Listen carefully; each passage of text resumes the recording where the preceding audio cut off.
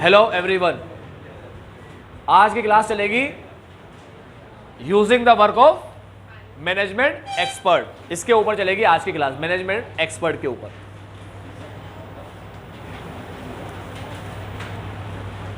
बेटा अपन कई work use करते हैं, जैसे अपन यूज करते हैं मैनेजमेंट एक्सपर्ट का वर्क।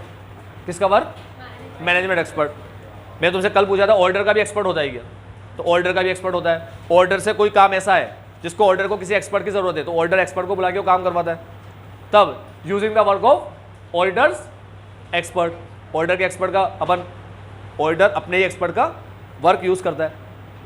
उसके ऊपर पूरा ऐसे बनाया गया, ऐसे 620।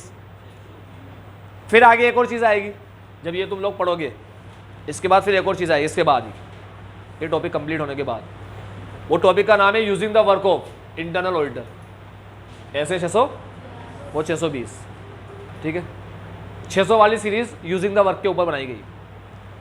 मगर मैनेजमेंट के वर्क, मैनेजमेंट के जो एक्सपर्ट है उसका वर्क यूज करना 500 में आता है।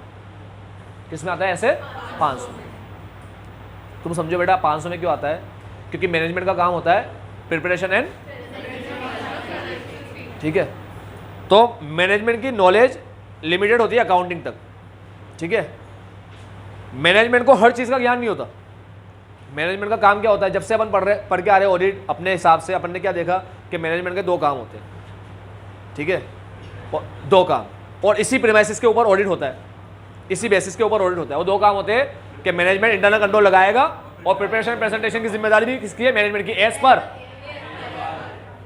तो मैनेजमेंट को अगर AFRF के हिसाब से बनाना है, इसका क्या मतलब हुआ कि मैनेजमेंट को AFRF की नॉलेज है ना, और है भी सही, तभी तो बना पा रहा है वो। अब मैनेजमेंट को हर चीज़ की नॉलेज हो ये ज़रूरी नहीं है। तो कई सारी चीज़ें होती है जिसके अंदर अपन को एक्सपर्ट चाहिए होता है। जैसे IT कोई फील्ड में IT का एक्सपर्ट चाहिए होता है, ठीक है। लीगल किसी काम के लिए लीगल एक्सपर्ट चाहिए होता है अपन को, तो लॉयर हुआ, IT एक्सपर्ट हुआ, इंजीनियर हुआ, एक्चुरियल हुआ। एक्चुरियल चाहिए होता है वैल्यूएशन के लिए। आज ग्रेजुएटी की वैल्यूएशन करना है, पेंशन का वैल्यूएशन करना है, प्रोविजन फॉर ग्रेजुएटी बनाना है। कैसे बनाओगे? तुम्हें आता है बनाना? पूरा तरीका होता है उसका, पूरा मेथड वो एक्चुअल करता है, बहुत कॉम्प्लेक्स कैलकुलेशन होती है, तो वो एक्चुअल से करवाते हैं। वो पूरा प्रोविजन फॉर ग्रेजुएटी वो निकाल के बताता है कि भाई वर्करों को कितना पेमेंट मिलेगा, उसके हिसाब से सब रेट वगैरह लेना, क्या वर्कर है, कितनी रेट है, कैसे इंक्रीमेंट होता है, इन्फ्लेशन वगैरह, वो सबके हिसाब से वो ये कैलकुलेशन करता है।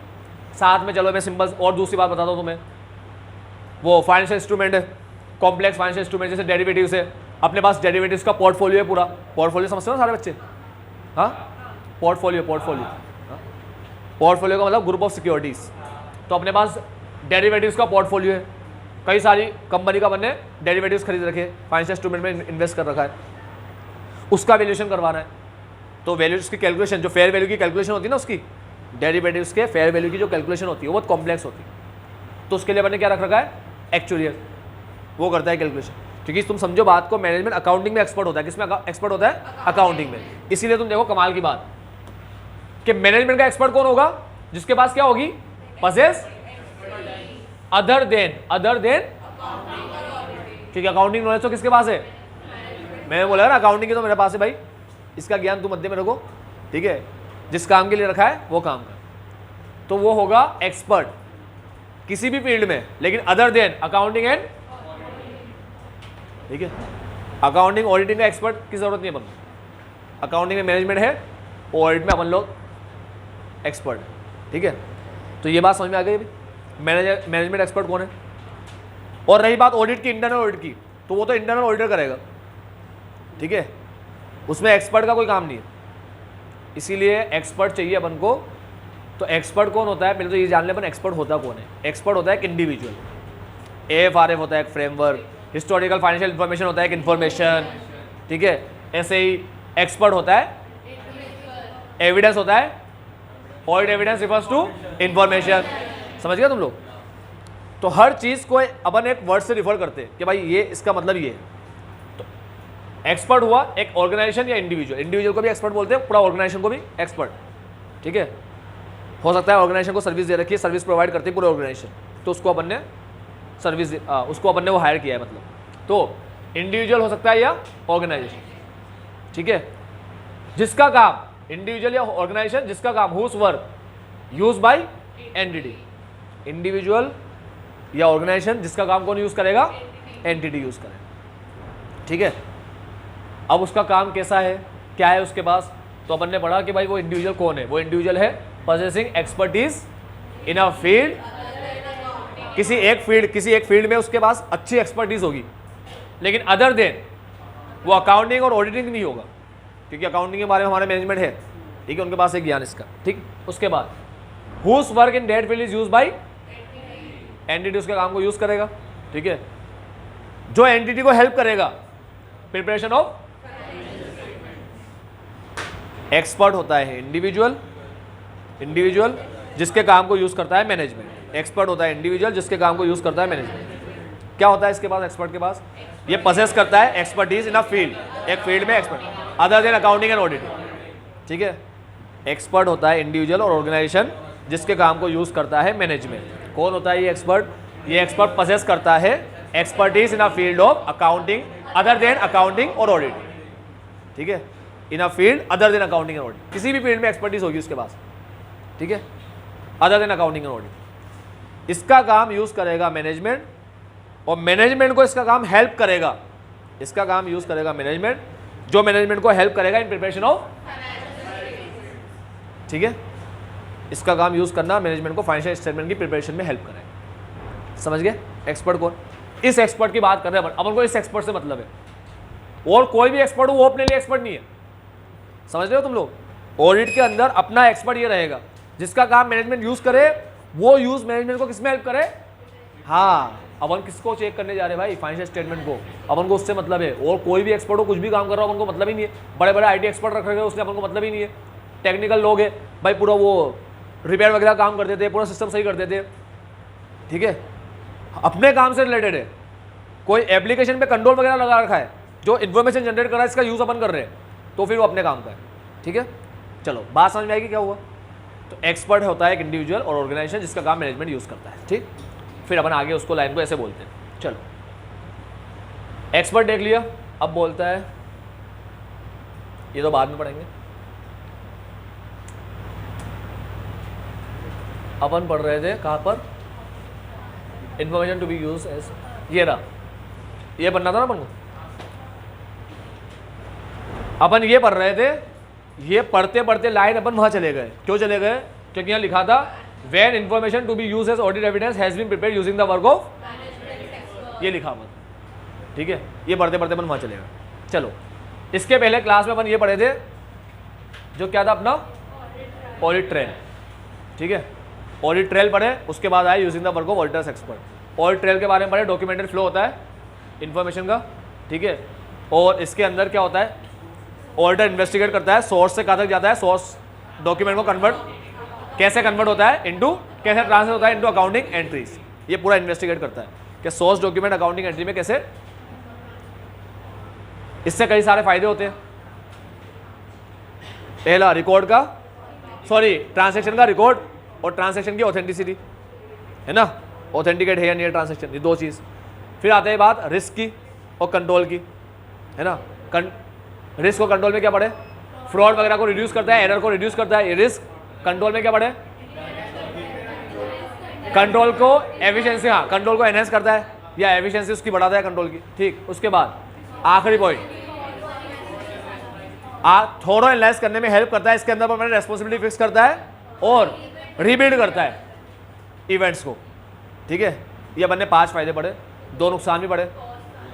टाइम भी ज़्यादा लगता है, पैसा भी ज़्यादा लगता है, टाइम और पैसा ये दोनों ज़्यादा लगते हैं। एक चीज़ जो अपन ने छोड़ दी थी वो ये वाला पैराग्राफ था, इसमें ये चीज़ पढ़ लो, बहुत अच्छी चीज़ है, इस पर क्वेश्चन आ सकता है। वो क्या है, systems which have a feature of audit trail, ये वाला फीचर, ये टॉपिक है। टॉपिक अगर मान लो सिस्टम के अंदर फीचर हो किसका, ऑडिट ट्रेल का, इसका फीचर हो सिस्टम में, क्या मतलब है इसका, मान लो कोई अकाउंटिंग सिस्टम है, अकाउंटिंग सॉफ्टवेयर है, उसके अंदर फीचर है ऑडिट ट्रेल का, क्या मतलब है इसका, ऑडिट ट्रेल का फीचर होना मतलब वो सारी कौन एंट्री कर रहा है, कौन चेंज कर रहा है, कौन लॉगिन हुआ, ये सबका रिकॉर्ड रख रहा है, वो एक्टिविटी लॉग पूरा रख रहा है वो, कि किसने क्या क्या काम किया। तो अगर सिस्टम के अंदर ये फीचर होता है, डबल अंडरलाइन किया है मैंने इसको, ये हेडिंग है अपनी, ठीक है। तो ये क्या करेगा, ये ऑडिटर को हेल्प करेगा कॉन्फिडेंस बढ़ाने के लिए, increase confidence in auditors, auditor का कॉन्फिडेंस बढ़ाएगा, एनएस करेगा, ठीक है। दूसरा हेल्प करेगा उसको, हेल्प, पहला इंक्रीज करेगा कॉन्फिडेंस, दूसरा उसको हेल्प करेगा किसमें, help auditor verifying whether control device by management work operating effectively. क्या कंट्रोल इफेक्टिवली ऑपरेट हो रहे हैं या नहीं हो रहे, इसमें आ रही ना, बहुत भयंकर आ रही है, क्या कंट्रोल इफेक्टिवली ऑपरेट हो रहे हैं या नहीं हो रहे। दूसरा वेरीफाई करने में हेल्प करेगा, एस मतलब हेल्प करना, अलग अलग करके ऐसे वर्ड घुमा घुमा के लिखता है, किसमें हेल्प करेगा, ट्रांजैक्शन को वेरीफाई करने में, verification whether transaction perform by a person authorized to do it. ये टॉपिक अपना छूट गया था बस पिछली क्लास में। क्या था टॉपिक, कि अगर किसी सिस्टम में ऑडिट ट्रेल वाला फीचर होता है तो सिस्टम देखकर ऑडिटर बहुत ज़्यादा खुश हो जाता है, बहुत खुशी मिलती है, उसका कॉन्फिडेंस बढ़ जाता है, पहली बात। दूसरी बात, दो चीज़ वेरीफाई कर लेता है, ठीक है। ऑडिट ट्रेल वाला फीचर मिलते ही ऑडिटर को अच्छा लगता है, ठीक है, उसका कॉन्फिडेंस बढ़ जाता है, और दो चीज़ वेरीफाई कर पाता है कि इंटरनल कंट्रोल इफेक्टिवली ऑपरेट हो रहा है क्या, और ट्रांजैक्शन ऑथोराइज हुए क्या, मतलब उस पर्सन ने ही किया ना ट्रांजैक्शन, जो कौन है, ऑथोराइज पर्सन है, ठीक है। तो क्या ट्रांजैक्शन ऑथोराइज पर्सन ने किया है, ये दो चीज़ वेरीफाई कर पाते, ठीक है। चलो ये बस ये इतना सा पॉइंट है, सिस्टम वाली बात कर रहा था, ठीक। समझ गए ऑडिट ट्रेल क्या है, दो तीन तो डेफिनेशन पड़े इसके अंदर अपन। डॉक्यूमेंटेड फ्लो भी ऑडिट ट्रेल होता है, ऑडिट ट्रेल का दूसरा नाम ऑडिट लॉग होता है, ऑडिट ट्रेल का दूसरा डेफिनेशन पड़ा था रिकॉर्ड कीपर होता है, स्टेप बाय स्टेप रिकॉर्ड, ये भी ऑडिट ट्रेल, ठीक है। Documented flow, step by step record, record keeper, इतने सारे नाम से पढ़े थे इसको। चलो आते दोबारा इस पे। अब मैनेजमेंट का एक्सपर्ट अपन ने पढ़ लिया कौन होता है, वो कुछ काम करेगा, उस काम को कौन यूज करेगा, हमारा मैनेजमेंट। कौन कौन से काम, sorry auditor, sorry management, auditor का मैनेजमेंट का एक्सपर्ट है वो कुछ काम करेगा, उसके काम को कौन यूज करेगा, मैनेजमेंट ऑडिटर नहीं करेगा, मैनेजमेंट करेगा, जो मैनेजमेंट को हेल्प करेगा इन प्रिपरेशन ऑफ, यार ना मैनेजमेंट करेगा। ऑडिट एविडेंस इंफॉर्मेशन होता है, ठीक है, use by auditor. Assertion representation by management, use by, लेकिन एक्सपर्ट में ध्यान रखना ये मैनेजमेंट का एक्सपर्ट है, ठीक है। एक्सपर्ट जो भी काम करेगा, work perform by expert and use by management, ठीक है। अब हम क्या करेंगे फिर, हम जो इंफॉर्मेशन उसने दी, किसने, मैनेजमेंट के एक्सपर्ट ने, उसे यूज करेंगे एज अ ऑडिट एविडेंस। तो हमारे लिए होता है audit evidence prepared by using the work of management expert, ठीक है, या information bye using the prepared by using the work of. तो जो भी इंफॉर्मेशन, जो भी एविडेंस कैसे प्रिपेयर हुआ, मैनेजमेंट एक्सपर्ट के वर्क को यूज करके, ये लाइन लिखी जाती है, information prepared by using the work of management expert, information prepared by using the work of management, ऐसे लाइन लिखी जाती है पूरी, ठीक है। अब हम इसकी इंफॉर्मेशन को यूज करें या ना करें, करें तो कैसे करें, तो उसके बारे में बता रखा है यहाँ पर। अब ये पैराग्राफ किसके ऊपर लिखा हुआ है, देखो, when information to be used as audit evidence has been prepared using the work of, वही लाइन अपन जो बार बार बोल रहे हैं, ठीक है, information prepared by using the work of management, ये याद रखना लाइन, ये लाइन ऊपर भी आई थी, ऊपर आया था एविडेंस कहाँ से आते हैं, जनरली सारे एविडेंस कहाँ से आते हैं, करंट ईयर में जो अपन ऑडिट परफॉर्म करते हैं थ्रू आउट द ऑडिट, ठीक है। दूसरा कहाँ से आते हैं, प्रीवियस ईयर से। तीसरा audit evidence prepared by using the work of, audit evidence prepared by using the work of management expert, ठीक है। तो ये वही बात कर रहा है, सेम लाइन लिख रहा है। अब याद रखना, जो एक्सपर्ट होता है ना, एक्सपर्ट, उसका जो काम था, उसके जो काम से इंफॉर्मेशन थी, वो इंफॉर्मेशन हमारे एनटीई को, एनटीई ऑफ ऑडिट प्रोसेसर को अफेक्ट करती है, ठीक है। एक्सपर्ट की इंफॉर्मेशन, एक्सपर्ट ने जो काम किया उससे जो इंफॉर्मेशन प्रिपेयर हुई, एक्सपर्ट ने जो काम किया उससे जो इंफॉर्मेशन प्रिपेयर हुई मिली, information prepare by using the work of expert, management expert. अब मैं बार बार मैनेजमेंट एक्सपर्ट वर्ड यूज नहीं करूंगा, एक्सपर्ट वर्ड यूज करूंगा, हाँ।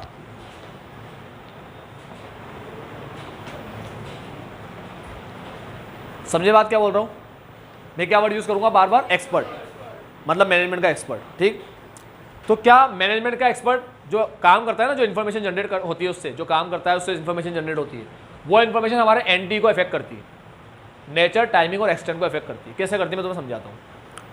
अगर जो एक्सपर्ट हमने रख रखा है वो ऐसा काम कर रहा है जो डॉक्यूमेंटेड फॉर्म में, डॉक्यूमेंट के फॉर्म में, तो फिर हमारा ऑडिट प्रोसेस कौन सा आएगा, किस नेचर का ऑडिट प्रोसेस परफॉर्म करेंगे, इंस्पेक्शन वाला। समझ रहे हो? अगर जो बंदे ने काम किया है वो डॉक्यूमेंट फॉर्म का काम है, डॉक्यूमेंट वाला काम है, तो फिर हमारा काम रहेगा उसका इंस्पेक्शन करना, ठीक है, या इंक्वायरी करना, उससे इंक्वायरी कर ली हमने, ठीक। दूसरा, अगर उसका काम कोई बहुत कॉम्प्लेक्स या रिस्की एरिया वाला है जिसमें बहुत ज़्यादा रिस्क है, तो वो हमारे एक्सटेंट को बढ़ाएगा, कम करेगा, बढ़ा देगा। ज़्यादा कॉम्प्लेक्स और रिस्की होगा ना तो हमारे एक्सटेंट को बढ़ा देगा। तो हमारा एनटी जो होता है उसको अफेक्ट करता है किसका काम, एक्सपर्ट का काम, ठीक है। आई बात समझ में?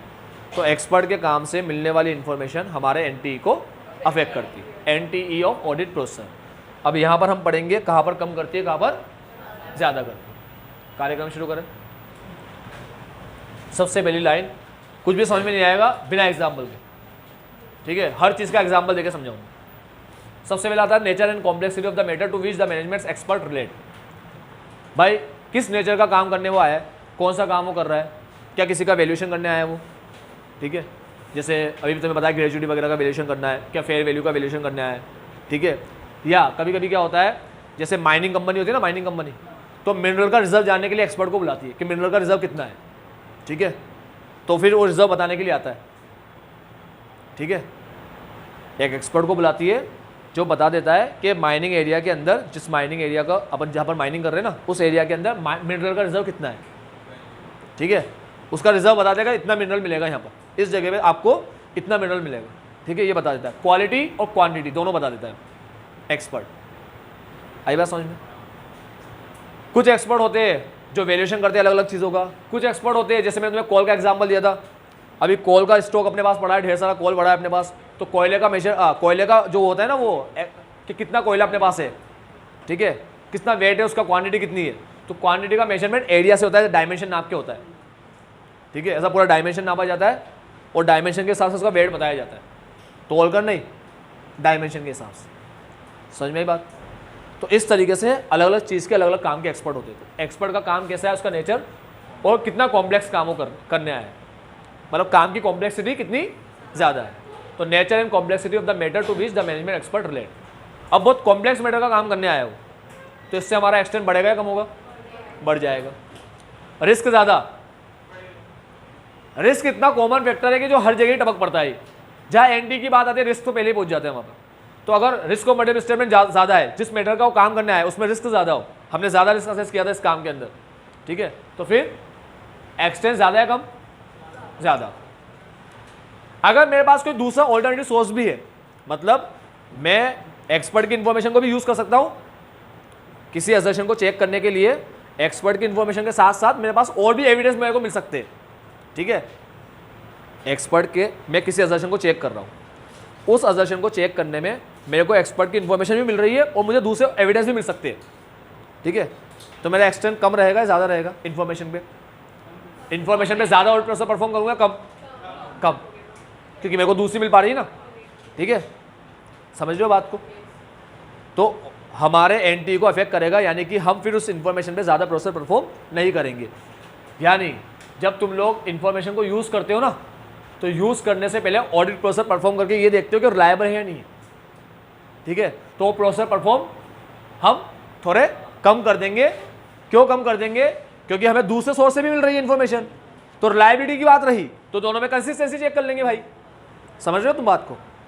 मैं एक्सपर्ट की इंफॉर्मेशन पे ज़्यादा एक्सटेंट तक ज़्यादा प्रोसेस क्यों परफॉर्म करूँ? रिलायबिलिटी चेक करने के लिए। कब ज़्यादा क्यों ना करूँ परफॉर्म? क्योंकि मुझे दूसरे सोर्स से भी मिल रहा है, मैं कंसिस्टेंसी चेक कर लूँगा। समझ गए बात को? तो कब ज़्यादा प्रोसेस परफॉर्म करेंगे, कब कम करेंगे, समझ में आती बात? तो जब दूसरे अवेलेबल हो सोर्स, मतलब ऑल्टरनेटिव सोर्स से भी इंफॉर्मेशन मिल सकती हो, एविडेंस मिल सकता हो, तब एक्सटेंट हमारा कम प्रोसेस परफॉर्म। चलो अब ये कम ज़्यादा ही बताना है तुम्हें, ठीक है। Nature, scope and objectives of the management experts work. Sir कम ज़्यादा क्यों बताना है? उसमें तो वो भी तो लिखा था, नेचर भी तो लिखा था। तो नेचर में हमें पता है यार, हमें कब ऑब्जर्वेशन करना होता है, कब इंक्वायरी करनी होती है, कब इंस्पेक्शन करना होता है, ऊपर पढ़ लिए ना अपन, ठीक है। मैंने भी तुम्हें बताया सही, एक्सपर्ट का वर्ड डॉक्यूमेंट टाइप का है तो इंस्पेक्शन कर लो, ठीक है। कुछ सजेस्ट करने का है, कुछ बताने का है, कुछ करने का है, उससे इंक्वायरी कर लो, वो बता देगा अपन को, ठीक है। तो इंक्वायरी के अंदर तो अपन पढ़े थे डिटेल में, लायर्स की इंक्वायरी अपन करते है ना, उसमें इन हाउस लीगल काउंसिल की भी करते हैं, उससे फ्रॉड वगैरह के बारे में पता पड़ता है, कंपनी कोई फ्रॉड में तो इन्वॉल्व नहीं है ना। चलो अब यहां पर आते हैं, nature, scope and objectives of the management experts work. ये पढ़ाने से पहले ये पढ़ाता हूं, वेदर द मैनेजमेंट एक्सपर्ट, क्या मैनेजमेंट एक्सपर्ट के भी कोई टेक्निकल परफॉर्मेंस स्टैंडर्ड है क्या ऑडिटर के कोई स्टैंडर्ड है क्या ऑडिट करने के, क्या बोलते हैं उसको, ऐसे full form standards on audit, तुम्हारे स्टैंडर्ड है ना। और क्या तुम्हारे स्टैंडर्ड के अंदर तुम्हारे ऑब्जेक्टिव और स्कोप लिखे हुए क्या, लिखे हुए। और अगर ऑडिटर अपना ऑब्जेक्टिव बराबर वो करता है, अचीव करता है अपना ऑब्जेक्टिव बराबर, ऐसे overall objective of independent auditor है 200, तो ये 200 का ऑब्जेक्टिव बराबर वो अचीव करता है, सारे ऐसे के ऑब्जेक्टिव बराबर अचीव करता है, तो सही तरीके से ऑडिट किया क्या उसने, हाँ ये मानेंगे क्या, हाँ ऑब्वियसली। अरे हर ऐसे का ऑब्जेक्टिव जिसका भी तुम्हारे ऐसे तुम्हारे ऊपर अप्लाई हो रहा है, तुम सबका ऑब्जेक्टिव बराबर अचीव कर रहे हो जो अप्लाई हो रहा है। देखो अभी आएगा इंटरनल ऑडिटर का काम यूज करना, ठीक है, वो है ऐसे 610, अभी आएगा 610 आगे, ठीक है। मुझे बताओ इंटरनल ऑडिटर है ही नहीं तो तुम्हारे ऊपर 610 अप्लाई हो रहा है क्या, जिस कंपनी की तुम ऑडिट करने जाओ वहाँ पर इंटरनल ऑडिटर है ही नहीं तो 610 अप्लाई होगा क्या, नहीं। तो अपन ये कह रहे हैं कि जो भी ऐसे अप्लाई हो रहा है अपने ऊपर, अपन ने सबके ऑब्जेक्टिव को अचीव किया तो अपन ने सही तरीके से काम किया क्या, तो बेटा अपने स्टैंडर्ड भी है, अपने स्टैंडर्ड के ऑब्जेक्टिव और स्कोप भी है ना। तो स्कोप को अपन को बराबर कवर करना पड़ता है ना, उससे बाहर भी नहीं जाना है ना। स्कोप क्या है, coverage of all aspect of entity related to, पता ही है तुम लोगों को है ना, और आगे तक की बात भी पता है। अब ज्यादा बात नहीं करते, चैप्टर नंबर 1 में पढ़ा है, चैप्टर नंबर 1 बेस है, बेस ऑडिट का, ठीक है। तो अब मेरी बात सुनो, क्या एक्सपर्ट के कोई स्टैंडर्ड होते हैं क्या, हाँ होते हैं, एक्चुअल के खुद के स्टैंडर्ड होते हैं, ठीक है। ऐसा तो नहीं सिर्फ ऑडिटर के स्टैंडर्ड रहेंगे, बाकी तो सब ऐसे ही फर्जी काम है। मतलब ऑडिटर को कहा है तुम भी ढंग से काम करो, बाकी वो तो करने जो कर रहे हैं यार, ऐसा थोड़ी होता है, उनके भी स्टैंडर्ड होते हैं। अब उनके स्टैंडर्ड है, वो बराबर स्टैंडर्ड फॉलो कर रहा है, तो इससे हमारा एंटी, हमारा एक्सटेंड बढ़ेगा या कम होगा, कम होगा। ऑडिट प्रोसेस कम परफॉर्म करने पड़ेंगे। अगर स्टैंडर्ड है उसके, वो स्टैंडर्ड से काम करता है तो इससे हमारा एक्सटेंड कम हो जाएगा। यहाँ तक बात समझ में आई। दूसरी बात, वो बराबर अपने ऑब्जेक्टिव वगैरह को फॉलो कर रहा है, स्कोप वगैरह को फॉलो कर रहा है, तो एक्सटेंड ज़्यादा या कम, कम है ना। तो नेचर, स्कोप एंड ऑब्जेक्टिव में अब ये दोनों पॉइंट समझ गए, ये और ये। आगे बढ़ते, management expert is employed by the entity. चलो अब ऐसा बंदा है जो हमारा एम्प्लॉई है, अब ये 2 पॉइंट साथ में पढ़ाऊंगा, पहले ये पढ़ाऊंगा फिर इसके बाद हाथों हाथ ये पढ़ेंगे, ये और ये। ऐसा बंदा है जो हमारा एम्प्लॉई है, या ऐसा बंदा है जो एम्प्लॉय नहीं है, जिसको हमने बुलाया सर्विस देने के लिए, जिसको हमने बुलाया सर्विस देने के लिए। बताओ किस पे ज्यादा भरोसा करोगे, ऑब्वियस बात है एक्सटर्नल है, वो रिलायबिलिटी ज्यादा रहेगी, इंटरनल पे कम रहेगी, इंटरनल जनरेटेड पे तो कम रहेगी। आई बात समझ में। तो ज्यादा प्रोसेस परफॉर्म करेंगे कब, जब वो कौन होगा, एम्प्लॉय होगा। ज्यादा प्रोसेसर बाहर से सर्विस के लिए बुलाएंगे, कम प्रोसेस परफॉर्म करने पड़ेंगे। यहां आते, अगर मैनेजमेंट कंट्रोल और इन्फ्लुएंस कर पा रहा है उसको, एक्सपर्ट को कर पा रहा है, तो ज्यादा या कम, ज्यादा। सिंपल बात है ना, दोनों रिलेटेड है ना आपस में। अरे एम्प्लॉय पे ज्यादा कंट्रोल एक्सरसाइज कर पाते, एम्प्लॉय को खतरा रहता है मैं कुछ उल्टा सीधा बोल दिया। याद रखना, मुझे एक बात बताओ, इंटरनल ऑडिटर अगर हो तो क्या स्टैट्यूटरी ऑडिट करानी पड़ती है, क्या एक्सटर्नल ऑडिटर आएगा, आएगा, वो करेगा ऑडिट। अगर किसी कंपनी में इंटरनल ऑडिटर है तो क्या स्टैट्यूटरी ऑडिट होगी उसकी, एक्सटर्नल ऑडिटर आएगा, ऑब्वियस बात है आएगा। क्यों आ रहा है, इंटरनल पे भरोसा नहीं है। अरे वो इंटरनल है, वो एम्प्लॉय है, मैनेजमेंट का उसका इन्फ्लुएंस और कंट्रोल है, उसको डर रहेगा, मैं जहाँ काम कर रहा हूँ उसके बारे में उल्टी सीधी बातें बोलूँगा, ये तो निकाल देंगे मेरे को, ठीक है, खाने के वांदे हो जाएंगे, दिक्कत आ जाएगी, ठीक है। चलो, तो यहाँ पर इन्फ्लुएंस और कंट्रोल ज़्यादा, तो परफॉर्मेंस, ऑडिट प्रोसेस परफॉर्म ज़्यादा। ये तो हो गया। Nature and extent of any control with in the entity over the management experts work. क्या एंटिटी ने, जैसे एंटिटी हर चीज के ऊपर कंट्रोल लगाता है, इवन के एप्लीकेशन के ऊपर भी कंट्रोल लगाता है, जनरल आईटी कंट्रोल, ठीक है। तो एप्लीकेशन पे जब जनरल आईटी कंट्रोल लगाया जाता है, ठीक है, एप्लीकेशन को कंट्रोल करने के लिए, तो क्या इससे हमारा रिस्क बढ़ता है कम होता है? कम होता है ना? क्या इंफॉर्मेशन की रिलायबिलिटी बढ़ती है कम होती है? बढ़ती है ना, कंट्रोल लगाने से। तो ऐसे ही अगर मैनेजमेंट ने एक्सपर्ट के काम पे क्या लगा रखा है? Internal control. एक ऐसा कंट्रोल है जो एक्सपर्ट के काम पे लगा रखा है, भाई ऐसे देखेंगे, करेंगे, ये पूछेंगे, ऐसा चेक करवाएंगे, ऐसा कोई कंट्रोल लगा रखा है, ठीक है, कि काम उसको बताया कि तू भाई ऐसे तरीके से काम करेगा, तू हमें ऐसे बता कर देगा, तू हमें साबित करके जाएगा, प्रूव करके जाएगा कि ये सही है, ठीक है। तो कोई ऐसा कंट्रोल लगा रखा है मैनेजमेंट ने एक्सपर्ट के काम पे, तो हमारा ज़्यादा परफॉर्मेंस करनी पड़ेगी कम? कम। Very good. Auditors knowledge and experience of the management experts field of expertise. जो काम करने एक्सपर्ट आया है, मैनेजमेंट का एक्सपर्ट, उसमें अगर हमारी अच्छी नॉलेज है तो ज़्यादा है कम? कम, क्योंकि हमें समझ में आ रहा है कर क्या रहा है। समझ में नहीं आएगा तो फिर ज़्यादा एक्सटेंड तक हमें चेक करना पड़ेगा रिलायबिलिटी, ठीक है। तो बेटा कभी कभी क्या होता है, एक्सपर्ट जो काम करने आता है ना, बहुत सी बार हमें उसमें नॉलेज होती है, ठीक है, थोड़ी बहुत नॉलेज हमें उसके बारे में होती है। उसके बाद auditors previous experience of the work of that expert. Auditor का प्रीवियस एक्सपीरियंस होता है, ऑडिटर का क्या होता है? प्रीवियस एक्सपीरियंस, उसको लेकर, एक्सपर्ट को लेकर। अगर ऐसा कुछ है, मतलब अब मान लो तीसरा साल चल रहा है अपना, तीसरा साल, 2 साल से अपन ऑडिट कर रहे हैं, ठीक है।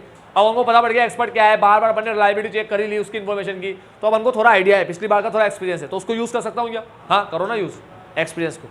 तो ये पता है 2 साल गलती की थी इसने, ठीक है, ये फ्रॉड किस्म का बंदा है, तो फिर इस बार दोबारा क्या करेंगे, इन्फॉर्मेशन को अच्छे से चेक करेंगे। तो अपना एक्सपीरियंस भी यूज़ करो, पहले का जो तुम्हारा एक्सपीरियंस है, ठीक है, किसको? मैनेजमेंट को, मैनेजमेंट के एक्सपर्ट को काम को लेकर, ठीक है। तो ऑडिटर का एक्सपीरियंस कैसा रहा था पहले, उसे भी ऑडिटर यूज़ करेगा, उससे भी परफॉर्मेंस पे डिपेंड करेगा कि ज़्यादा करना है या कम।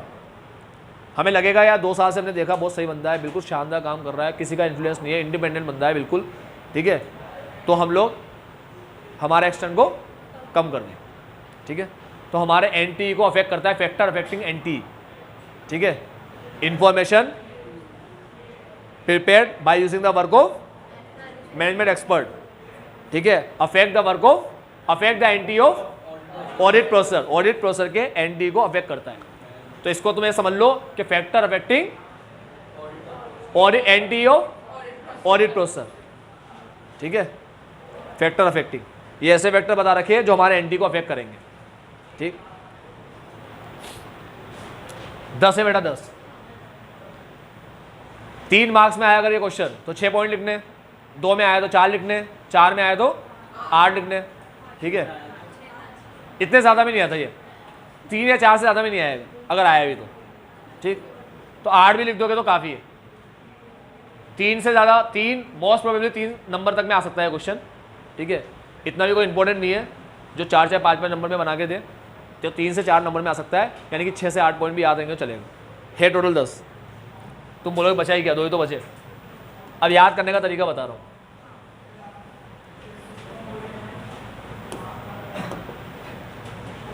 मैनेजमेंट लेकर आया एक्सपर्ट को, एक्सपर्ट को लाया मैनेजमेंट, ठीक है।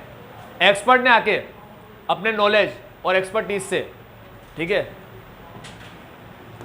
अपने नॉलेज एक्सपर्टीज से और प्रीवियस नॉलेज से क्या किया, वर्क परफॉर्म किया, वर्क परफॉर्म किया। उसने अलग अलग नेचर का काम किया और हमें ऑल्टरनेटिव एविडेंस मिले, उसने अलग अलग नेचर का काम किया और हमें अलग अलग ऑल्टरनेटिव एविडेंस मिले, ठीक है, ऑल्टरनेटिव एविडेंस मिले। अब बात आती है कि एक्सपर्ट कैसा कैसा है, मतलब कैसे काम कर रहा है और मैनेजमेंट कैसे कर रहा है। एक्सपर्ट कैसे काम करता है, एक्सपर्ट जब आता है ना काम करने के लिए, अपन ने देखा एक्सपर्ट काम करता है, अलग अलग नेचर का काम करता है, उससे हमें अलग अलग ऑल्टरनेटिव एविडेंस मिलते हैं, ठीक है, और नॉलेज एक्सपर्टीज का यूज़ करता है। मगर किसके हिसाब से काम करता है एक्सपर्ट, और मैनेजमेंट कैसे काम, मैनेजमेंट क्या काम करता है, एक्सपर्ट किसके हिसाब से काम करता है और मैनेजमेंट क्या काम करता है। एक्सपर्ट काम करता है अपने स्टैंडर्ड के हिसाब से, क्या है स्टैंडर्ड, उसके ये स्टैंडर्ड के हिसाब से काम करता है जिसमें उसके स्कोप और ऑब्जेक्टिव लिखे हुए, ठीक है। और मैनेजमेंट कैसे काम करता है, मैनेजमेंट एक्सपर्ट के ऊपर कंट्रोल लगाता है, ठीक है। तो 2 तरह के कंट्रोल है और रिस्क असेस करता है। तो मैनेजमेंट सबसे पहले करता है रिस्क असेस और लगाता है 2 तरह के control, control number 1, control number 2। पूरी कहानी दोबारा सुना रहा हूं। मैनेजमेंट लेकर आया किसको, एक्सपर्ट को, एम्प्लॉय वाला पॉइंट, एम्प्लॉय करना एक्सपर्ट को या सर्विस, और is a party engage by it to provide relevant service. क्या वो एम्प्लॉयड किया है या सर्विस प्रोवाइड करेगा अपन को, क्या अपन ने उसको एम्प्लॉय कर रखा है या वो सर्विस प्रोवाइड करेगा। पहला एक्सपर्ट को लाए, अब एक्सपर्ट क्या करेगा, अपनी नॉलेज और एक्सपर्टीज से और प्रीवियस एक्सपर्टीज एक्सपीरियंस से, नॉलेज एक्सपर्टीज से और प्रीवियस एक्सपीरियंस से क्या करेगा, नेचर ऑफ वर्क परफॉर्म करेगा, अलग अलग नेचर के काम करेगा, नेचर और कॉम्प्लेक्सिटी वाले काम करेगा। ठीक है, इससे हमें क्या मिलेगा, ऑल्टरनेटिव एविडेंस मिलेगा। ये हो गया 5 पॉइंट यहाँ खत्म। ठीक, अब बाकी 5 पॉइंट के अंदर चलेगा कि एक्सपर्ट किस तरीके से काम करता है और मैनेजमेंट क्या करता है। ठीक है, तो एक्सपर्ट करता है अपने स्टैंडर्ड के हिसाब से काम जिसमें स्कोप ऑब्जेक्टिव लिखे होते हैं। एक्सपर्ट करता है अपने स्टैंडर्ड के हिसाब से काम जिसमें स्कोप और ऑब्जेक्टिव लिखे। ठीक है, 5 तो पहले ही खत्म कर लिए, बचे 5, उसमें से 2 ही हो गए, अब बचे 3। ये 3 मैनेजमेंट के पॉइंट है। मैनेजमेंट क्या करेगा, रिस्क को असेस करेगा और कंट्रोल लगाएगा एक्सपर्ट के ऊपर, उसके काम के ऊपर। रिस्क को असेस करके कंट्रोल लगाएगा किसके ऊपर, एक्सपर्ट के ऊपर, उसके काम के ऊपर। ये हो गए पूरे के पूरे 10 पॉइंट। ठीक है, मैनेजमेंट किसको लाएगा, एम्प्लॉयड है या सर्विस प्रोवाइड कर रहा है। ठीक है, अब लाएगा तो क्या करेगा, अपने नॉलेज और एक्सपर्टीज। ठीक है, और प्रीवियस ईयर का एक्सपीरियंस, ये दोनों ऑडिटर की बात है, ये दोनों बात ऑडिटर की, ऑडिटर का नॉलेज की बात है, अपन याद रखने के लिए एक्सपर्ट बोलते हैं। ठीक है, ऑडिटर अपने नॉलेज और एक्सपीरियंस से, मतलब ऑडिटर को कितनी नॉलेज और एक्सपीरियंस है एक्सपर्ट के फील्ड में। ठीक है, ऑडिटर को कितनी नॉलेज और एक्सपीरियंस है किसके फील्ड में, ज़्यादा नॉलेज तो एक्सटेंड कम, ये समझ गए। और प्रीवियस एक्सपीरियंस यूज़ करेगा, ऑडिटर करता है, अपन याद रखने के लिए एक्सपर्ट बोलते हैं। ये दोनों यूज़ करके एक्सपर्ट क्या करता है, नेचर और कॉम्प्लेक्सिटी वाला काम करता है, अलग अलग नेचर वाला और कॉम्प्लेक्सिटी वाला काम। तो वो अलग अलग नेचर वाला काम करता है, इससे हमें ऑल्टरनेटिव एविडेंस मिलते हैं। ठीक है, तो अगर ऑल्टरनेटिव सोर्स हो एविडेंस का तो हमारा एक्सटेंड कम हो जाएगा। ये कम ज़्यादा मैं बता रहा हूँ तुम्हें, ये लिखा हुआ नहीं कहीं पे। ठीक है, ये तो सिर्फ पॉइंट लिख देते, फैक्टर अफेक्टिंग होता क्या है वो नहीं बताता। आज अपन फैक्टर अफेक्टिंग छोटी कक्षा में पढ़ के आए कई बार, और उसमें तो 12वीं कक्षा में पूरा चैप्टर बनाया दिया गया था फाइनेंशियल मैनेजमेंट से, फैक्टर अफेक्टिंग आता था। ठीक है, एक मैं तुम्हें बताता हूँ, बिल्कुल कॉमन है, तुम्हें याद भी होता है, वो है डिविडेंड वाला। ठीक है, डिविडेंड के अंदर अर्निंग ज़्यादा तो डिविडेंड ज़्यादा दे सकते हैं अपन, है ना। तो ऐसे फैक्टर अफेक्टिंग पढ़ते थे वहाँ पर अपन, तो बताता था अपन को ये ज़्यादा तो ये ज़्यादा, ये तो बोलता है अर्निंग, बस फैक्टर अफेक्टिंग है अर्निंग, फैक्टर अफेक्टिंग है ये ऐसे नाम बता देता है बस। ठीक है, ये मैं बताता हूँ तुम्हें, और तुम लोग चाहो तो इसको लिख लिया करो। अब मैनेजमेंट एक्सपर्ट को लाया, एक्सपर्ट ने अपने नॉलेज एक्सपीरियंस से या प्रीवियस नॉलेज एक्सपर्टीज और प्रीवियस एक्सपीरियंस से नेचर का काम किया, इससे हमें एविडेंस मिले। हो गए 5 पॉइंट। अब बाकी 5 पे आते हैं। एक्सपर्ट कैसे काम करता है और मैनेजमेंट क्या करता है। एक्सपर्ट काम करता है अपने स्टैंडर्ड के हिसाब से, इसमें उसके क्या लिखे हुए ऑब्जेक्टिव और स्कोप। और मैनेजमेंट कैसे काम करता है, मैनेजमेंट इसको असेस करके एक्सपर्ट पे कंट्रोल लगाता है और उसके काम पे कंट्रोल लगाता है। एक्सपर्ट पे कंट्रोल, उसके काम पे कंट्रोल, मैनेजमेंट एक्सपर्ट, और ये लेकर आना मैनेजमेंट का एक्सपर्ट को। ठीक है, वो लेकर आता है, फिर यहाँ से दोनों अलग अलग हो जाते हैं, एक्सपर्ट अलग हो जाता है और मैनेजमेंट अलग हो जाता है। ठीक है, इजीली याद हो जाएंगे, ऐसे ही बस बार बार रिवाइज करना है सेम वे में। ठीक,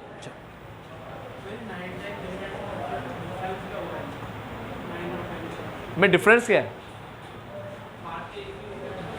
बेटा, 9 और 10 में डिफरेंस ये है कि 9 के अंदर ये वाले पॉइंट के अंदर मैनेजमेंट कंट्रोल कर रहा है एक्सपर्ट को, इन्फ्लुएंस कर रहा है एक्सपर्ट को। अगर मैनेजमेंट एक्सपर्ट को कंट्रोल कर पाए, इन्फ्लुएंस कर पाए, तो मैनेजमेंट हो सकता है अपने हिसाब से काम करवा देगा उससे, हो सकता है मैनेजमेंट क्या करवा देगा उससे, मैनिपुलेशन करवा देगा। ठीक है, वो वाला कंट्रोल की बात कर रहा है, और ये अच्छी बात है, ये अच्छी बात कर रहा है। कहाँ पर, ये वाली, ये बात अच्छी बात कर रहा है।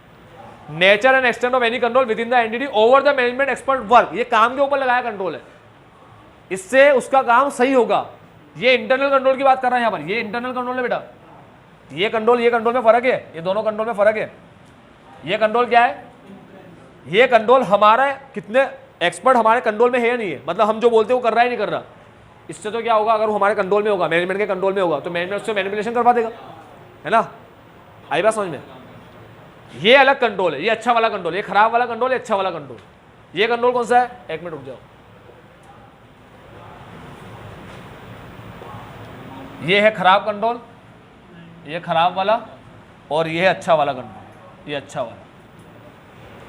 ये इंटरनल कंट्रोल एक्सपर्ट के काम पर। ये कंट्रोल होना बहुत अच्छी बात है। अगर ऐसे कोई कंट्रोल रहे तो इससे हमारा एक्सटेंड, हमें ज़्यादा परफॉर्मेंस नहीं करना पड़ेगा, एक्सटेंड हमारा कम हो जाएगा। आई बात समझ में? और काम करने का तरीका बदल जाएगा। क्यों बदल जाएगा? क्योंकि कंट्रोल होगा तो हम कंट्रोल को असेस कर लेंगे ना, और कंट्रोल को असेस करने के बाद टेस्ट ऑफ कंट्रोल में हम कंट्रोल को असेस कर लेंगे। कंट्रोल को असेस करने के बाद हमें सब्सटेंशियल प्रोसेसर, अगर कंट्रोल अच्छा मिला तो सब्सटेंशियल प्रोसेसर ज़्यादा है कम, कम करने पड़ेंगे। वही तो बात है। समझ में आ रहा है?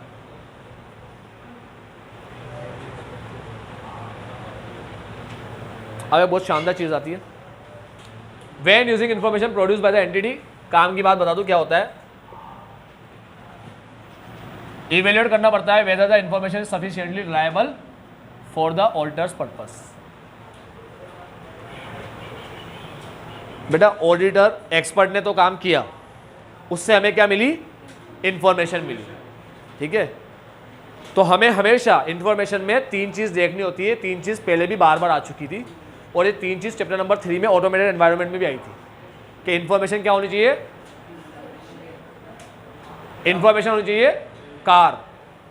कार बोले तो कंप्लीट, एक्यूरेट और रिलायबल। ये चैप्टर नंबर 3 में पढ़े थे तुमने, पढ़े थे ना? ऑटोमेटेड एनवायरनमेंट के अंदर, जो ऑटोमेटेड एनवायरनमेंट में अपन ने पढ़ा था, एक आईडी डिपेंडेंट कंट्रोल होता है। ठीक है, मैं बताता हूँ तुम्हें चैप्टर नंबर 3 में तुमने कहाँ पढ़ा था। पहला एक होता है ID dependent control. ID dependent control क्या बेसिकली मैनुअल होता है, मगर हम उसमें इंफॉर्मेशन का यूज करते हैं।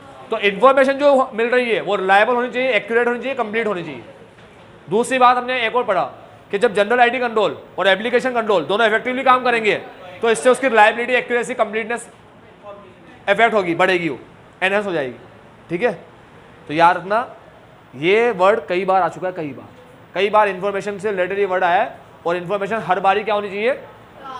कार होनी चाहिए, कंप्लीट, एक्यूरेट और रिलायबल। ठीक है, ये तीन फीचर्स होने चाहिए इंफॉर्मेशन के अंदर, कंप्लीटनेस, एक्यूरेसी और रिलायबल। अब मेरी बात सुन, यहाँ पर मेरे को चेक करना है रिलायबिलिटी। क्या चेक करना है? रिलायबिलिटी। तो अब बार बार अपन तीन वर्ड पढ़ते थे ना, तीन वर्ड, एक वर्ड को उसका हेडिंग बना दिया, बॉस बना दिया एक को, वो है रिलायबल। ठीक है, और अभी तक एक्यूरेसी, कंप्लीटनेस किसके साथ आ रहे थे? किसके साथ आ रहे? रिलायबिलिटी के साथ आ रहे थे। एक्यूरेट, कंप्लीटनेस, रिलायबल, CAR बार बार आता, कंप्लीटनेस, एक्यूरेसी और रिलायबल, ये तीनों साथ में आ रहे थे। अब एक रिलायबल को लिया, देखो ये साथ में आ रहे थे, कंप्लीटनेस, एक्यूरेसी और रिलायबल। इन्होंने रिलायबल को लिया और हेड बना दिया। ठीक है, रिलायबल को लेके बॉस बना दिया, बॉस। अभी ये हेड है, बॉस है रिलायबल। इसके दो पार्ट है, पहले पार्ट में आते CA और दूसरे पार्ट में आते PND। ACBD पढ़े हो? ACBD किस में पढ़े हो? टॉपिक का नाम, टॉपिक का नाम पूछा, नाम टॉपिक का नाम। मिस स्टेटमेंट की डेफिनेशन में पढ़े हो ACBD, difference between reported ACBD और रिक्वायर्ड ACBD। हाँ, एस पर AFR। ACBD का फुल फॉर्म पढ़े हो? A का मतलब अमाउंट, C का मतलब क्लासिफिकेशन, प्रेजेंटेशन और A का मतलब अमाउंट, अकाउंट नहीं। हाँ, वेरी गुड। ABCD में अकाउंट आता है, ACBD में अमाउंट आता है। ठीक है, इंफॉर्मेशन के रिलायबिलिटी के अंदर नया ACBD चल रहा है,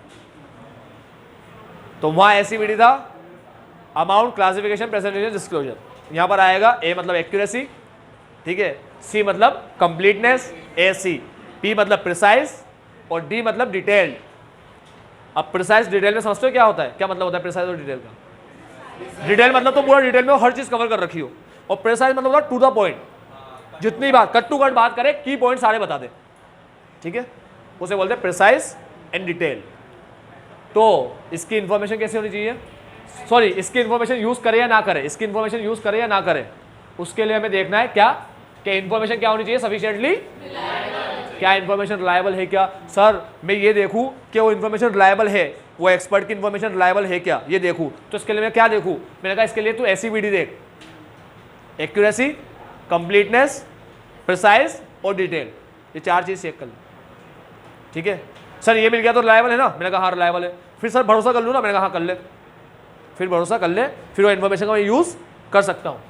ठीक है, व्हेन यूजिंग इन्फॉर्मेशन, इन्फॉर्मेशन का यूज करने से पहले क्या चेक कर लो, उसकी इन्फॉर्मेशन की रिलायबिलिटी। तो ये पॉइंट समझ में आ गया, हेडिंग पूरी, इन्फॉर्मेशन का यूज करने से पहले उसकी रिलायबिलिटी चेक कर लो। कोई डाउट है यहाँ तक? नहीं। उसके बाद ये नहीं पढ़ना है ना, अभी ये नहीं पढ़ना, ये बाद में पढ़ेंगे। इसके बाद वाला टॉपिक ये आता है, ये इन लोगों ने क्या टॉपिक को इधर उधर कर रखा है सर, पूरा बिगाड़ रखा है एकदम। फिर आता ही ये, क्या मैं मैनेजमेंट एक्सपर्ट पे रिलाई करूँ, क्या भरोसा करूँ, क्या उस पर, उसके काम पे, उस पर एक्सपर्ट के ऊपर भरोसा करूँ मैं?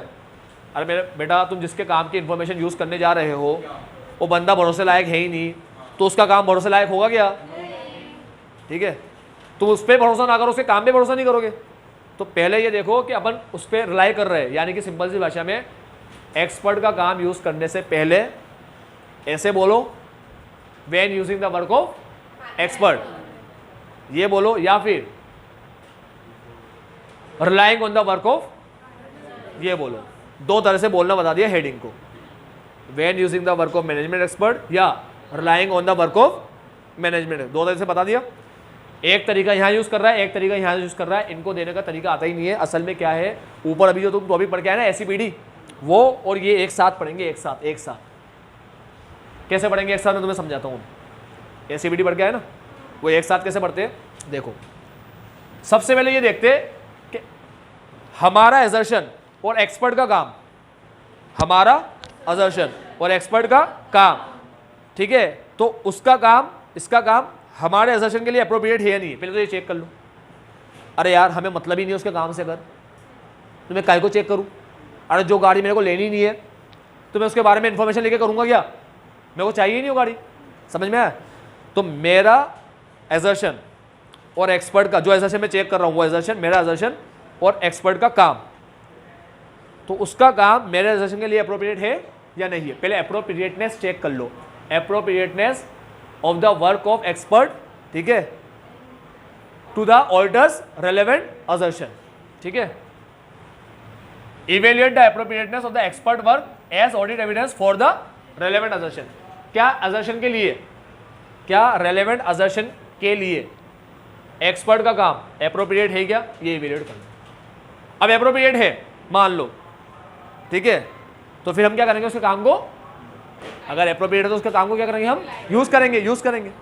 तो यूज करने के लिए अब क्या देखो, एक्सपर्ट को और उसके काम को, ठीक है, और उससे काम से मिलने वाली इंफॉर्मेशन को। अब तीन चीज को देखो, किसको देखो, एक्सपर्ट, उसका काम और उससे मिलने वाली इंफॉर्मेशन। तो पहले तो ये चेक कर लो कि हमारे असर्शन के लिए एक्सपर्ट का जो काम है वो अप्रोप्रिएट है क्या। अगर हो तो फिर एक्सपर्ट देखो, उसका काम देखो, उससे मिलने वाली इंफॉर्मेशन देखो। सर एक्सपर्ट में क्या देखे, सीसीओ, क्या देखे एक्सपर्ट में, सीसीओ देखे। तो एक्सपर्ट में तो देखो सीसीओ, कॉम्पिटेंस, कैपेबिलिटी और ऑब्जेक्टिविटी।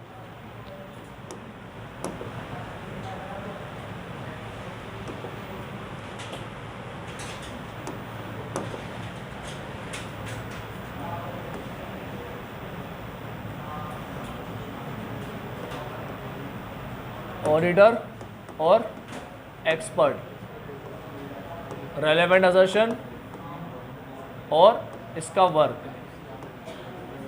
अगर इसका काम असर्शन के लिए अप्रोप्रिएट है, अगर इसका काम इसके लिए अप्रोप्रिएट है, तो तीन चीजें चेक करना है तुम्हें।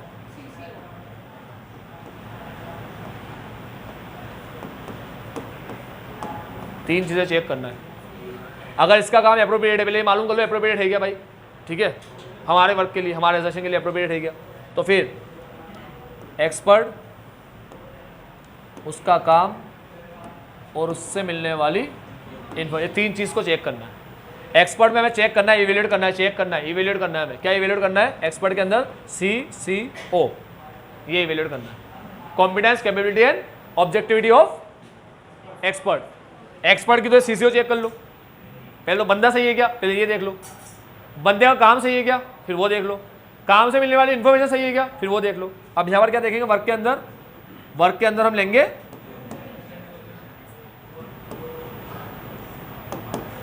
अभी समझ में आ गया ना, अंडरस्टैंडिंग, अंडर सेक्शन मत लिख देना हूं। एक्सपर्ट का CCO चेक कर लो, वर्क की अंडरस्टैंडिंग ले लो, ठीक है। अब तुम बोलोगे सर वर्क की अंडरस्टैंडिंग ले लो। सर वर्क की अंडरस्टैंडिंग कैसे लेंगे, एक्सपर्ट है वो जानता है काम को।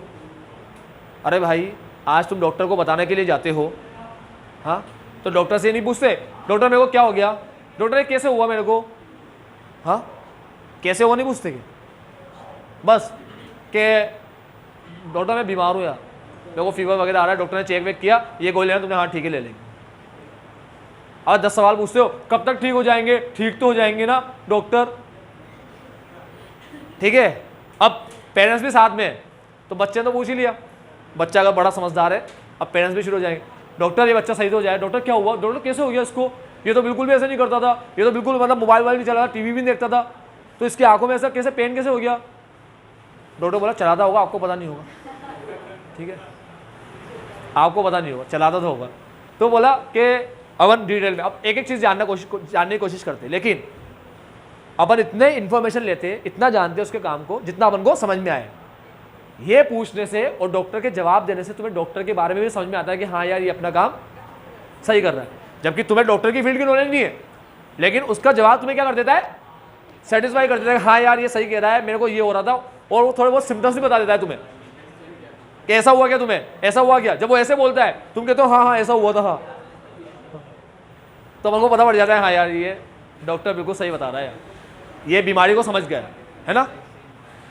अब मान लो किसी को बहुत खतरनाक बीमारी है, उसका डॉक्टर बोल रहा है ऑपरेशन करे, तो ऐसे बोलेगा कि पूरा रिकॉर्डिंग करना और ऑपरेशन की रिकॉर्डिंग मेरे को दिखाना और बराबर मुझे को बताना है एक एक चीज़ तुमने क्या निकाला, ठीक है, कौन सी चीज़ तुमने ये करी, क्या किया क्या नहीं किया, ऑपरेशन में क्या क्या तुमने काम किए, सब मेरे को समझाना, सबके नाम बताना।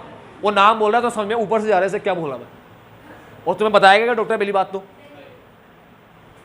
तो बेटा ऑब्टेन अंडरस्टैंडिंग का मतलब होता है कि बेसिक नॉलेज तो तुम ले ही सकते हो यार, ये तो नहीं मेरे को पता नहीं है, पता नहीं क्या काम कर रहा है, अपन क्या पूछे उससे, थोड़ा बहुत तुम नॉलेज ले सकते हो भाई, चल क्या रहा है, कैसे काम कर रहा है, समझ में ना अंडरस्टैंडिंग का मतलब। और लास्ट इन्फॉर्मेशन के बारे में क्या चेक करना है, रिलायबिलिटी, जो कि क्या है ACPD, ऊपर और नीचे का टॉपिक साथ में ऐसे पढ़ा जाता है, ये हो गया कंप्लीट, ठीक है। और इसकी हेडिंग है relying on the work of, ये पूरा, और दूसरा व्हेन यूजिंग, या फिर ये यूज कर सकते हो when using the information prepare by the using of work of management expert, ठीक। तो दोनों टॉपिक मिलाकर बता रहा हूं, क्या मैं ऑडिटर के काम को यूज करूं, तो पहले देख लो कि उसका काम तुम्हारे एसेशन के लिए अप्रोप्रिएट है क्या है, तो करो यूज, लेकिन यूज करने से पहले बस ऐसे नहीं कि हाँ अप्रोप्रिएट है तो यूज कर लिया, ठीक है। ऐसे तो नहीं बोलेंगे बाहर जाने सिर्फ गाड़ी चाहिए, मैं तो दोस्त ने कहा जाना, कश्मीर जाऊंगा गाड़ी में, बोला खटाला, अरे गाड़ी चाहिए, गाड़ी से मतलब है एक टायर नहीं, अरे गाड़ी से मतलब इंजन खराब, अरे गाड़ी से मतलब है इंजन खराब, कुछ भी खराब, मेरे को क्या मतलब आया, गाड़ी है ना तेरे पास, हाँ गाड़ी तो है, ऐसा होगा क्या, सिर्फ गाड़ी से मतलब है इंजन खराब हो, कुछ भी हो, बीच में रुक जाए, खराब हो जाए, ऐसा तो नहीं होता ना। तो भाई उसका काम हमारे लिए अप्रोप्रिएट है क्या, वो चेक कर लिया, चेक करने के बाद अब कैसे कैसे क्या क्या चीज़ें चेक करनी होती है, एक बार ये पता पड़ जाए यूज़ करना है, एक बार पता पड़ जाए यूज़ करना है। अब क्या क्या चेक करना है, पहला एक्सपर्ट को चेक करो, उसके काम को चेक करो, उससे मिलने वाली एक्सपर्ट में चेक करो, बहुत सिंपल है भाई, CCO कॉम्पिटेंस कैपेबिलिटी और ऑब्जेक्टिविटी, ये चेक कर लिया, एक्सपर्ट के पास उसके काम को चेक करो, काम में अंडरस्टैंडिंग लेना होता है, obtain understanding of the work of expert, ठीक है। चलो काम भी कर लिया चेक, अब उससे मिलने वाली इंफॉर्मेशन, उसकी रिलायबिलिटी में आता है ACPD, ऐसी हुआ एक्यूरेसी और कंप्लीटनेस चेक करो, इवेल्युएट करो कि इंफॉर्मेशन कंप्लीट और एक्यूरेट है, और वो प्रिसाइज और डिटेल होनी चाहिए, ठीक है। इंफॉर्मेशन कंप्लीट हो, पूरा डिटेल में हो, एक एक चीज के बारे में बता रखो अच्छे से, और टू द पॉइंट बात कर रखी हो, ठीक है। डिटेल का मतलब ये नहीं कि इधर उधर की बात भी कर रहे हैं, ये हो रहा है वो हो रहा है ऐसा, ठीक है। चलो ये हो गया अपना ऊपर से नीचे तक का पैराग्राफ, हो गया याद, कोई दिक्कत तो नहीं है, कोई कंफ्यूजन 1 रुपए की भी, दिमाग में पूरा फॉर्मेट बैठ गया तुम्हारा ऐसे कैसे, ठीक। हटाऊं बाकी में ऐसे बताऊं, यही बना रहा हूं वैसे। अब मेरी ध्यान से मेरी बात सुनना तुम लोग सारे बच्चे, अपन ने पढ़ा using the work of management expert, उसके अंदर अपन ने देखा आज की क्लास के अंदर कि एक्सपर्ट कौन होता है, ठीक है। साथ में अपन कल का छुटा हुआ टॉपिक भी पढ़े, ऑडिट ट्रेल वाला, जिसके अंदर कोई सिस्टम के अंदर फीचर हो ऑडिट ट्रेल का, तो ऑडिटर को खुश कर देगा, कॉन्फिडेंस बढ़ गया, इससे वो 2 चीज़ को वेरीफाई कर पाएगा, एक तो कंट्रोल का इफेक्टिवनेस को वेरीफाई कर पाएगा और दूसरा ट्रांजैक्शन ऑथोराइज है या नहीं है वो वेरीफाई कर पाएगा। ये अपन ने कल का टॉपिक पढ़ा। फिर आज अपन ने पढ़ा एक्सपर्ट कौन होता है। एक्सपर्ट होता है पर्सन, ऑर्गेनाइजेशन, ठीक है, जिसका काम कौन यूज करता है, हाँ, work of which use by management, ठीक है। अब पर्सन और वो ऑर्गेनाइजेशन, उसके बारे में अपन पढ़े, possessing and expertise in a field other than accounting और ऑडिटिंग, ठीक है। फिर यूज बाय द मैनेजमेंट, कैसे यूज करता है, मैनेजमेंट को हेल्प करता है वो काम, ठीक है, इन प्रिपरेशन ऑफ, इसमें हेल्प करता है मैनेजमेंट। ये बात हो गई। एक्सपर्ट के बाद अपन लोग पढ़े कि एक्सपर्ट का काम हमारे एंटिटी को अफेक्ट करता है क्या, हाँ करता है। तो कौन कौन से फैक्टर अफेक्ट करते हैं, तो फैक्टर के अंदर अपन ने पढ़े कई सारे फैक्टर। पहला, लाए एक्सपर्ट को, पहले लाए, मैनेजमेंट पहले लेकर आएगा उसको, ठीक है, एम्प्लॉयड है या पार्टी प्रोवाइड कर रहा है सर्विस। उसके बाद दूसरा, वो अपनी नॉलेज और एक्सपर्टीज से, ऑडिटर अपने नॉलेज और एक्सपर्टीज से देखे कि उसको कितना नॉलेज और एक्सपर्टीज है उसके काम में, ठीक है। प्रीवियस ईयर का एक्सपीरियंस, ये ऑडिटर की बात होती है, ठीक है, अपन मैनेजमेंट के नाम से, उस एक्सपर्ट के नाम से पढ़ते हैं इसको। प्रीवियस ईयर का एक्सपीरियंस यूज करें ऑडिटर अपना। अब इससे वो नेचर ऑफ, अलग अलग नेचर के काम करेगा, जिससे हमें क्या मिलेगा, ऑल्टरनेटिव एविडेंस। अलग अलग नेचर के काम, ऑल्टरनेटिव एविडेंस मिलेंगे, ठीक है। पहले पॉइंट रिवाइज कर लेते हैं सारे। उसके बाद 2 पॉइंट रहेंगे एक्सपर्ट के, 3 पॉइंट रहेंगे मैनेजमेंट के। अब दोनों अलग अलग हो गए, एक्सपर्ट और मैनेजमेंट। एक्सपर्ट काम कैसे करेगा, एक्सपर्ट काम करेगा अपने स्टैंडर्ड के हिसाब से, इसमें उसका नेचर, ऑब्जेक्टिव वगैरह लिखा होगा, स्कोप लिखा होगा। मैनेजमेंट काम कैसे करेगा, मैनेजमेंट इसको पहले असेस करेगा, फिर एक कंट्रोल लगाएगा एक्सपर्ट के ऊपर, एक कंट्रोल लगाएगा, खराब कंट्रोल कौन सा है, एक्सपर्ट वाला, ठीक है। एक्सपर्ट को इन्फ्लुएंस और कंट्रोल कर पाए मैनेजमेंट, तो खराब है।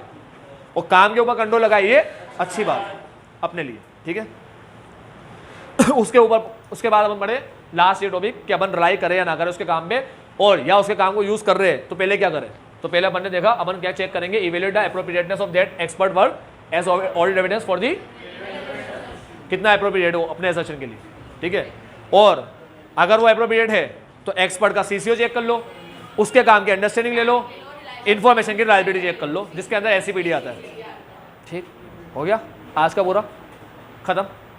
आज के लिए इतना ही। बाबा take care, have a nice day. आपका दिन मंगल में हो।